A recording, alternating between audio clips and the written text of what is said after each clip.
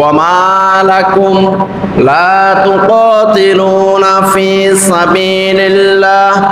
والمستضعفين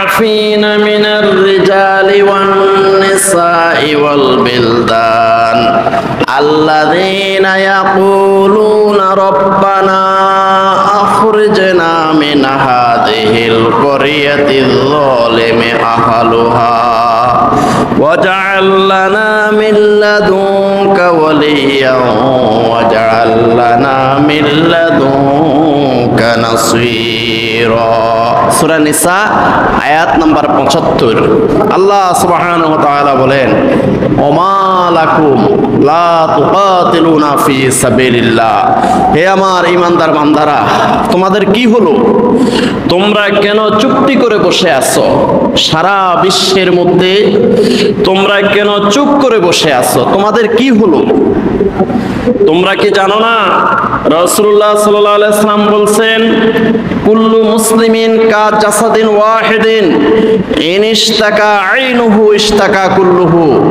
ইনিশতাকা রাসুহু ইশতাকা কুল্লুহু রাসূলুল্লাহ সাল্লাল্লাহু আলাইহি ওয়াসাল্লাম বলেছেন সারা বিশ্বের প্রত্যেকটি মুসলমান একটি দেহের মতো ইনিশতাকা আইনুহু ইশতাকা কুল্লুহু চোখের মধ্যে ব্যথা পেলে যেরকম সমস্ত শরীরে ব্যথা অনুভব হয় ইনিশতাকা রাসুহু ইশতাকা কুল্লুহু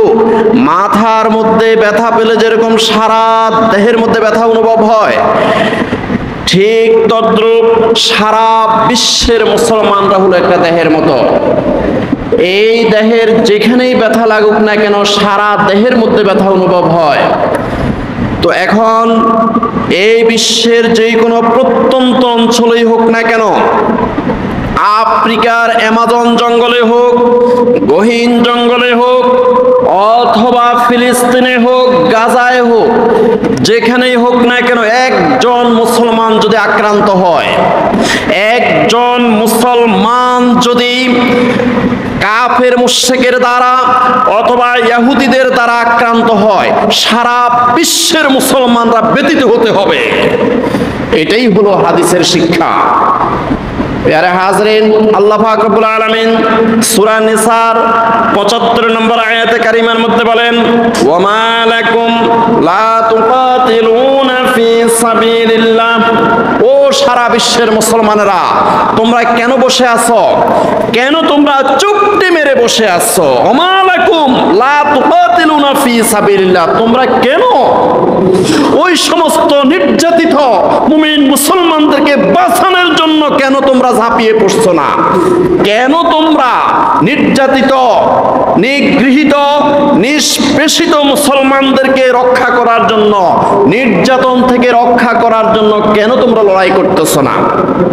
ওমা লাকুম লা তুকাতিলুনা ফি সাবিলিল্লাহ ওয়াল মুস্তাদআফিনা মিনার রিজালি ওয়ান নিসাই ওয়াল বিলদান ওই সমস্ত নির্যাতিত এলাকা থেকে নিষ্পেষিত নিগৃহীত এলাকা থেকে ওই মুসলিম নারী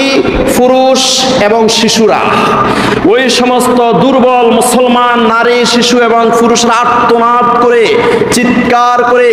আকাশ বাতাস মুখরিত করে তারা চিল্লাইয়া চিল্লাইয়া বলতেছে